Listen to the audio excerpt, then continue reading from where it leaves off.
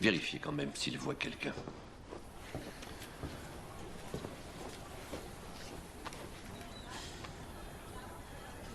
Excusez-moi, monsieur.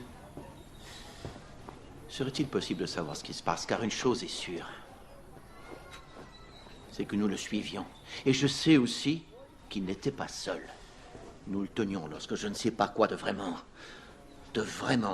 gros nous a attaqués. Il nous a jeté dessus un chariot élévateur comme si c'était un ballon. J'ai jamais vu une chose plus puissante que cette chose-là. Il est parti, c'est fini. Et si Banner sait ce que c'est, je me charge de le retrouver. Je mettrai mon pied sur sa gorge et j'appuierai jusqu'à ce C'était qu'il... Banner.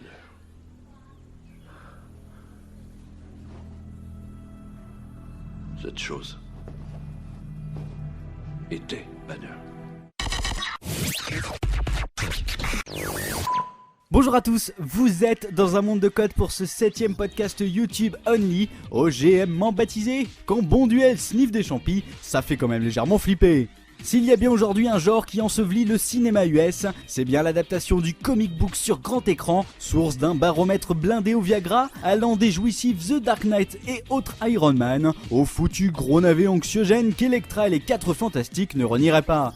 Mais voilà, il a fallu que les studios Marvel prennent du poids sur grand écran pour que ceux-ci décident de recharger la moitié de leur franchise, quand bien même celle-ci avait déjà subi un reboot, même pas 10 ans plus tôt. Exit le délire ultra halluciné d'Ang Lee sur le personnage de Hulk sorti en 2003. Le plus célèbre poète verdâtre de la bande dessinée d'Uncle Ben a alors été repêché par le Frenchie Louis Leterrier, à qui l'on devait déjà les œuvres d'art Danny the Dog et le Transporteur. Sorti chez nous le 23 juillet 2008, The Incredible Hulk avait pour mission de redorer le blason de la franchise, afin de crédibiliser son personnage dont l'intégration est prévue dans le fucking blockbuster de 2012, The Avengers, crossover énormissime entre certains héros majeurs de la boîte d'édition. À force de vouloir rentrer dans les rangs et s'éloigner du look BD du premier essai, l'incroyable Hulk finit par sombrer dans les pièges les plus cons du film de genre.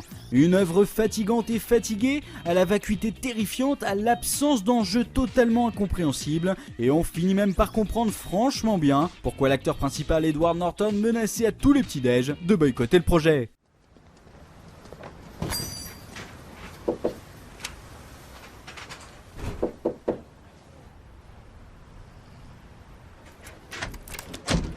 Stan, je te donne ma parole. Ce que t'as entendu dire sur moi est faux. Oh, je le sais. Et je l'ai toujours su. Et tu sais bien que je vous adore tous les deux. Tu as réussi à discuter avec... Non. Elle ignore que je suis ici. Elle a trouvé un copain? Oui, elle est avec un psychiatre. On dit que c'est un des meilleurs. Mais c'est un gentil garçon. Oh.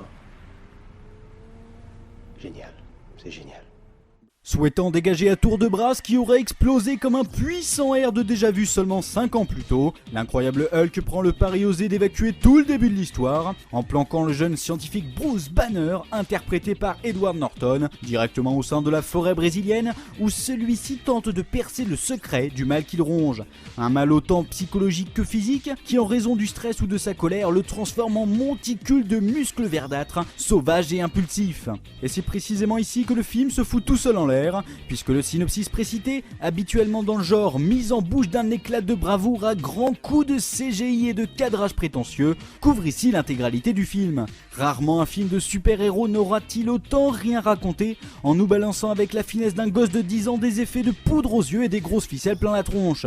Et si Leterrier semble comprendre au bout d'1h40 qu'avoir un minimum d'enjeu, ce serait quand même pas si con, celui-ci nous sort un super vilain à la dernière minute complètement abruti, dont le seul leitmotiv est de remettre Hulk dans sa boîte de conserve et de lui claquer le visage avec une bonne grosse chaîne, comme seul un SM pouvait le proposer. C'est d'autant plus dommage de constater que le produit flirte avec le néant, le film s'abattant lui-même ses quelques qualités en se centrant sur ses personnages et leurs relations à l'incontrôlable, ce qui aurait été franchement mordant si le personnage de Hulk n'était pas aussi plaisant qu'une augmentation d'impôts. Et n'en déplaise aux aficionados des héros torturés post-influence The Dark Knight, vouloir faire à tout prix de la souffrance inhérente aux super-héros le moteur de chaque adaptation au cinéma n'est pas forcément une lumineuse idée, notamment lorsque le scénariste pensait ses dialogues comme super poignants, en plongeant la feuille la première dans une niaiserie confondante de naïveté. comme si on m'injectait 1 litre d'acide directement dans le cerveau.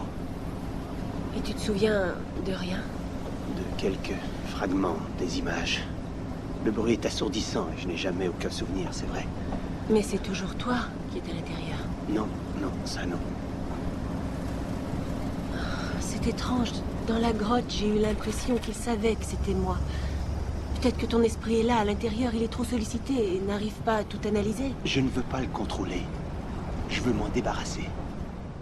Pourtant, malgré ses erreurs trop importantes pour apprécier le film, et sa fin appelant à s'enfiler du pump-pot par intraveineuse, l'incroyable Hulk brandit hors des gravats sa main pour mieux nous tendre quelques qualités qui font naître en nous une certaine sympathie plus proche en réalité de la condescendance. Bien qu'esthétiquement particulièrement laid, il serait de mauvaise foi de critiquer la réalisation pure, globalement de bonne facture, soutenue par une mise en scène assez réussie si l'on accepte l'impensable scène de cirque de l'affrontement final. Mais une nouvelle fois, le montage sans saveur rappelle qu'au-delà de son grotesque, le Hulk d'Ang Lee avait au moins le mérite de s'offrir une véritable élégance visuelle. La bande originale, pesante, viendra quant à elle alourdir les échanges sans aucun sens entre les différents protagonistes, nous permettant au passage d'assister à un florilège de rôles auxquels les acteurs ne croient de toute évidence absolument pas, la prestation honnête de Norton se présente au final comme une prestation de génie, devant les contre-performances étonnantes de William Hurt et Tim Roth, et bien sûr devant le jeu catastrophique mais habituel de Liv Tyler,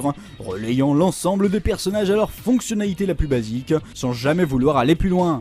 Et comment ne pas parler des totales aberrations scénaristiques, de Bruce Banner qui se jette d'un hélicoptère pour rien, du ridicule du nom des attaques hurlées avant d'être balancé pour faire plaisir aux geeks hardcore, des multiples pauses prises sans raison avant de gueuler vers le ciel, et d'une fin en totale contradiction avec ce qu'on essaye de nous imposer depuis plus de 2 heures. Mais bon, c'est tout de même super cool parce qu'à la fin on a Tony Stark qui arrive pour nous dire qu'il aimerait bien voir Hulk dans son équipe, histoire de bien enfoncer dans le crâne du spectateur que le film qu'il vient de voir n'est que l'indigeste préface des Vengeurs, qui attise son public absolument n'importe comment depuis des années, quitte à massacrer ses introductions de personnages. La rumeur court en ville qu'un combat violent entre nos forces armées et un adversaire qui serait encore non identifié aurait éclaté sur le campus de l'université Culver aujourd'hui, tôt dans la journée. Les étudiants de 2e année Jack McGee et Jim Wilson ont assisté au combat. C'était gros et énorme, de cette taille-là.